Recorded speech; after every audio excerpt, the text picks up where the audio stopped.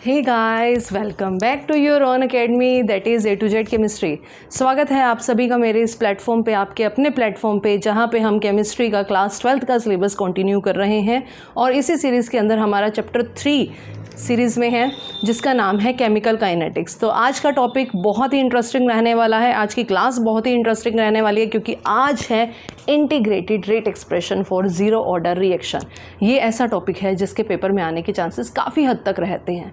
एक integrated zero expression आएगा, एक आएगा फर्स्ट ऑर्डर, जो दोनों में से एक टॉपिक पेपर में बोर्ड एग्जाम में आपका आता ही आता है। तो आई होप आपको समझ में आ गया होगा कि आज की क्लास कितनी इंपॉर्टेंट रहने वाली है। तो देखते हैं, आइए स्टार्ट करते हैं आज की क्लास। हाँ जी, तो आज का टॉपिक है हमारे पास integrated rate expression for zero order. Topic है integrated rate expression for zero order. क्या होती है जी ज़ीरो ऑर्डर की रिएक्शन? ज़ीरो ऑर्डर की रिएक्शन वो होती है जैसे आपके पास एक रिएक्शन है A गोज़ टू प्रोडक्ट, ठीक है। A यहाँ पे क्या है? रिएक्टेंट मॉलिक्यूल, ये क्या है? प्रोडक्ट। तो इसमें हमने बात करी कि ज़ीरो ऑर्डर की अगर ये है तो रेट इज़ R इज़ या डायरेक्टली प्रोपोर्शनल टू A की पावर 0, ठीक है। Rate is directly proportional to A की पावर 0। क्यों? क्योंकि ये ज़ीरो ऑर्डर है। जब ज़ीरो ऑर्डर है तो A की पावर क्या हो जाएगी? 0। तो डायरेक्टली प्रोपोर्शनल का साइन हटा दिया, यहाँ से क्या आ गया? K A की पावर 0। किसी भी चीज़ की पावर 0 क्या हो जाती है? 1 हो जाती है। तो ये आ गया आपके पास K के equal. This is equation number 1, ठीक है। उसके बाद अब ये क्या है? ये रिएक्टेंट मॉलिक्यूल्स हैं। यहाँ से हमने नया रेट लिया, एक और रेट जो होता है आपको पता है रिएक्टेंट मॉलिक्यूल के लिए माइनस का साइन लगता है। माइनस का चेंज इन कंसंट्रेशन अपॉन में चेंज इन टाइम, ये भी होता है। तो माइनस का डेल्टा की जगह आप यहाँ पे डी लगा सकते हैं, कोई दिक्कत नहीं है। माइनस डी ए अपॉन में डी टी, ये हो गई इक्वेशन नंबर 2। मुझे बताइए दोनों में कोई डाउट? क्या इन दोनों को आप इक्वेट कर सकते हैं? ठीक है। तो हमने कहा ये इक्वेशन नंबर 1 है, ये इक्वेशन नंबर 2 है, ये भी R है, ये भी R है। तो दोनों को इक्वेट करके आपा ने लिख दिया कि R इज़ इक्वल टू, यहाँ पे आया था K A की पावर 0 आई थी, ये थी इक्वेशन नंबर 1। और ये थी R is equals to minus D A upon में डी टी, ये आई थी इक्वेशन नंबर 2। अगर ये दोनों इक्वल हैं तो ये दोनों भी इक्वल होगा, ठीक है जी। तो आ जाओ इस पर, माइनस डी A अपॉन में D T is equals to K A की पावर 0 क्या हो गई? 1। डन। अब देखिए minus D A D T को इधर ले जाओ, K डी टी, ठीक है। टेकिंग इंटीग्रेशन, मैथ्स में इंटीग्रेशन सीखा है और फिजिक्स में इस टाइम पे अभी नहीं आया तो यहीं पे देखो। टेकिंग इंटीग्रेशन मैथ्स में आएगा ऑन बोथ साइड। आपा ने क्या ले लिया? दोनों साइड क्या ले लिया? इंटीग्रेशन ले लिया। इंटीग्रेशन डेरिवेटिव सीखा है, डेरिवेटिव का उल्टा होता है इंटीग्रेशन। माइनस डी ए है यहाँ पे, आपा ने क्या ले लिया? इसका इंटीग्रेशन। ये है इंटीग्रेशन का सिंबल, के डी टी, ये है इंटीग्रेशन का सिंबल। डेरिवेटिव और इंटीग्रेशन एक दूसरे का उल्टा होता है। जैसे प्लस और माइनस एक दूसरे को काटते हैं, वैसे ही डेरिवेटिव और इंटीग्रेशन भी क्या करते हैं? एक दूसरे को कैंसिल आउट करने का काम करते हैं। तो यहाँ से क्या आ गया आपके पास? अच्छा, ये ए चल रहा है इसमें, ये ए चल रहा था इसके अंदर, ठीक है। तो ये आ गया, इतना आ गया, इज इक्वल्स टू के आ गया। के कांस्टेंट है इंटीग्रेशन से बाहर, जब कुछ नहीं है तो 1 है, 1 डी टी। 1 का integration with respect to D T क्या बनता है? Only T. जिसके विद रिस्पेक्ट टू हो रहा होता है वही आ जाता है यहाँ पे। अगर यहाँ पे विद रिस्पेक्ट टू एक्स हो रहा होता तो यहाँ पे एक्स आ जाता, वाई आता यहाँ पे तो यहाँ पे वाई आ जाता, ठीक है। अच्छा जी, प्लस इंटीग्रेशन अपने साथ एक कांस्टेंट छोड़ता है जिसको कहते हैं I0। यहाँ तक कोई डाउट?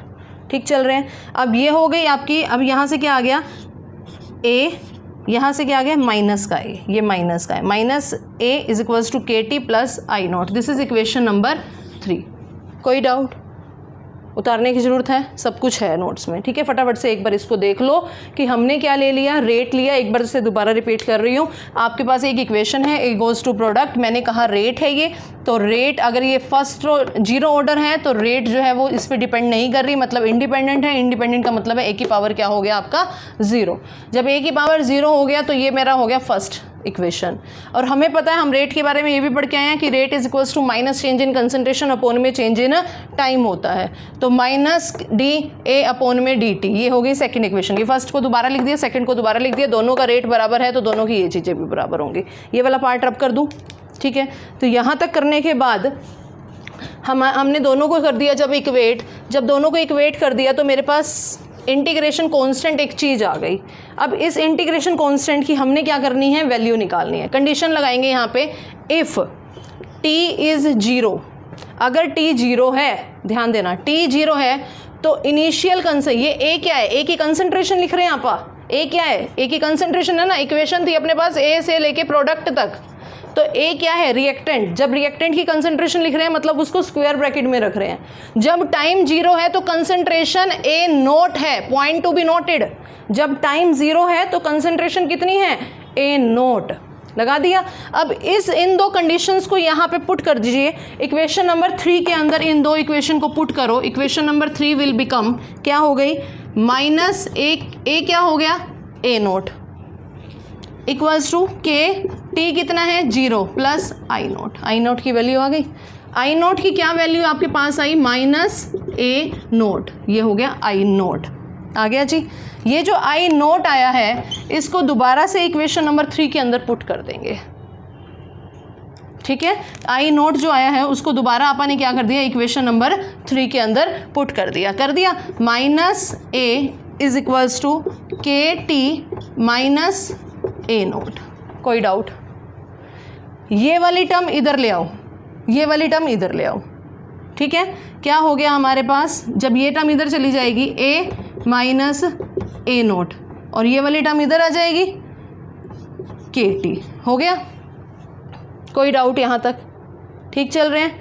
तो यहाँ से क्या हो गया आपके पास, माइनस ए नोट। एक दिक्कत है यहाँ पे, यहाँ माइनस नहीं आएगा जब ये वाली टर्म इधर आएगी, तो यहाँ माइनस नहीं आएगा। अब इस माइनस को तुमने हटाना है तो तुम ये ऐसे नहीं लिख सकते, K T is equals to A naught minus A. मुझे बताओ, ठीक है। तो टी कितना आ गया, 1 upon K A naught minus A. This is the integration rate constant for first और जीरो ऑर्डर रिएक्शन। कोई डाउट? ठीक है, आसान है। ये है जी आपके पास integrated rate expression for zero order. अब इसका ग्राफ बनाने की कोशिश करते हैं। यहाँ पे देखिए ज़रा इस इक्वेशन को, इक्वेशन नंबर 3 को देखो एक बार। इक्वेशन नंबर 3, इक्वेशन नंबर 3 के अंदर इस माइनस को अगर मैं हटाना चाहती थी तो ये माइनस यहाँ से हटता तो यहाँ आ जाता और यहाँ प्लस हो जाता ना यहीं पे। तो इस इक्वेशन नंबर 3 को मैंने इक्वेट करना है। मैथ्स की मेरी एक स्ट्रेट लाइन की इक्वेशन होती थी, y is equals to M X plus C. पढ़ी है straight line equation in mathematics. y ये है, ये इंटरसेप्ट होते हैं, ठीक है। ये m क्या होता है, स्लोप होता है।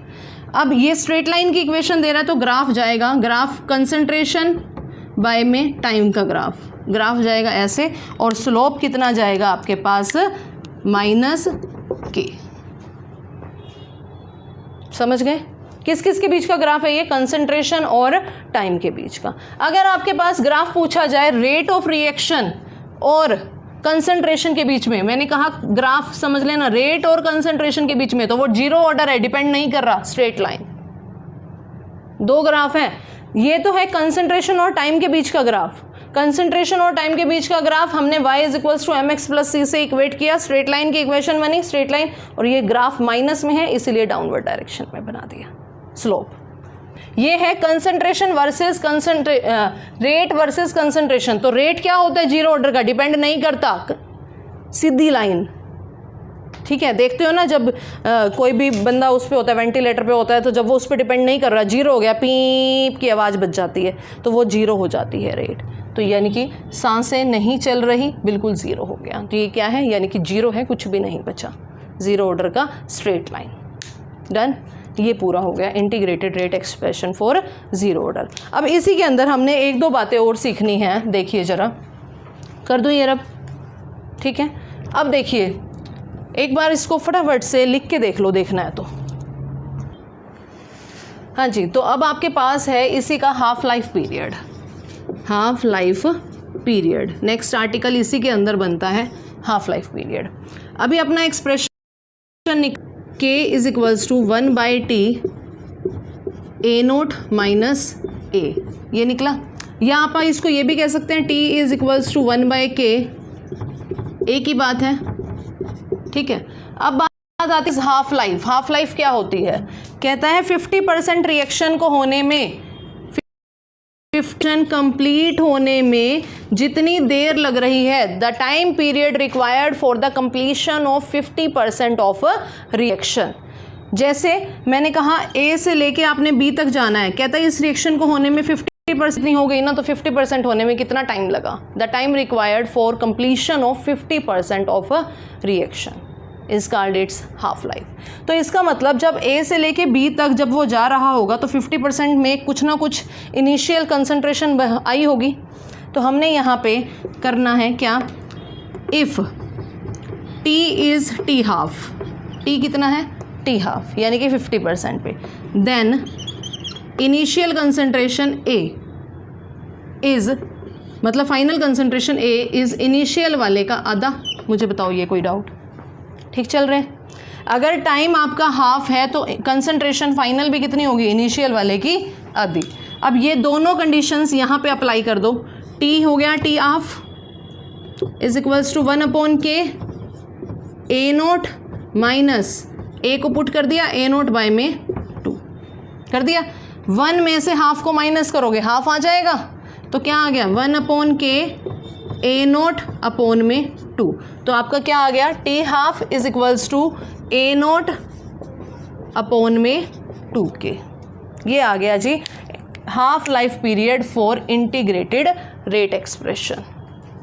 बन गया, ये बन गया आपके पास हाफ लाइफ पीरियड। अब यहाँ से एक बात और बता दो, T हाफ और concentration, T half is directly proportional to concentration, T half is directly. तो अगर आपसे ग्राफ पूछ लिया जाए हाफ लाइफ पीरियड और कंसंट्रेशन के बीच का, तो आप बना सकते हो ये ग्राफ कैसा जा रहा है? Straight line. ठीक है जी, ये हो गया हमारे पास इंटीग्रेटेड रेट एक्सप्रेशन का पूरा। पहले आपने इंटीग्रेटेड रेट एक्सप्रेशन है इसका हाफ लाइफ पीरियड। कोई डाउट यहाँ तक किसी को? डन? फटाफट से ले लो, फिर आगे देखते हैं। नेक्स्ट अब इसी के आगे आप देखिए, आपके पास जो इक्वेशन आई है वो ये आई है, T is equals to 1/k A0 minus A। अब अगर आपने इस रिएक्शन के अंदर, ये क्या था?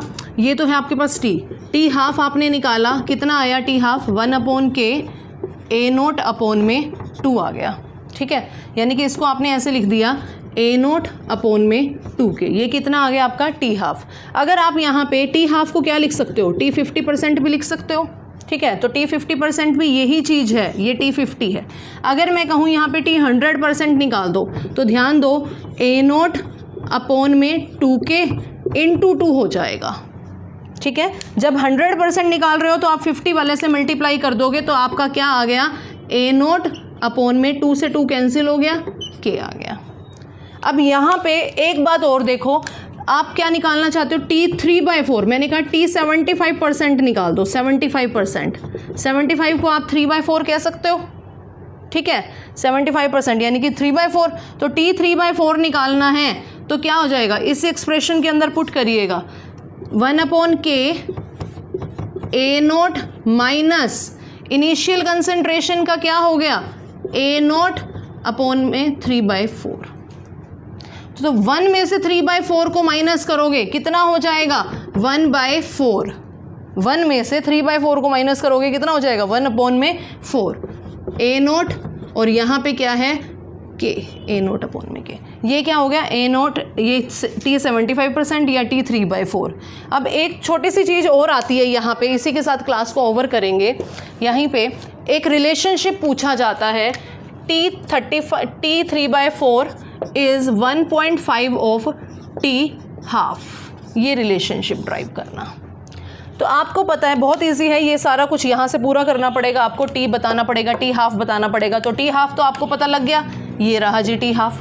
टी 3/4 पता लग गया, ये रहा टी 3/4। दोनों को डिवाइड कर दो, T 3/4 divided by T half. देखो जरा डिवाइड करके, टी 3/4, टी 3/4 कितना आया आपका 1/4 ए नोट अपॉन में के डिवाइडेड बाय टी हाफ कितना आया आपका टी हाफ ए नोट अपॉन में यहाँ पे कितना आ गया 2k। ये 4k नीचे आ जाएगा, ठीक है। यहाँ से ए नोट से ए नोट कट गया, k से k कट गया, 2 से 2 कट गया, 1/2। क्या यही आ गया 1/2 कितना आता है आपका 0.5 आएगा यहाँ पे, 1/2 आ गया ना, तो 0.5। 1 मिनट रुको, यहाँ से 3.5 मैंने यहाँ पे कुछ गलती करी है क्या? कहाँ पे?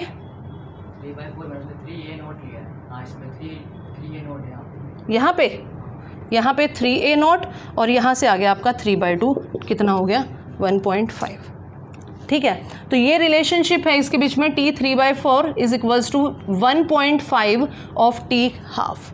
यहाँ तक एक बार इसको देखो, यहाँ से ये दोनों तीनों चीज़ें, टी पता होना चाहिए, टी हाफ पता होना चाहिए, टी 100% पता होना चाहिए, टी 50% पता होना चाहिए, टी 75% पता होना चाहिए। इनके बीच में कुछ भी आपसे पूछा जा सकता है। बट मोर देन इम्पॉर्टेंट जो इसका आपने इंटीग्रेशन किया था, इंटीग्रेशन का डेरिवेटिव, मतलब जो पहले वाला डेरिवेशन जो किया है, integrated rate expression for zero order और उसका half life period, that is top most important topic. I hope आपको आज की क्लास पता समझ आई होगी। कोई डाउट है तो कमेंट सेक्शन के अंदर कमेंट जरूर करिएगा और वीडियो को लाइक करें, चैनल को सब्सक्राइब करें। ठीक है जी, बाय बाय।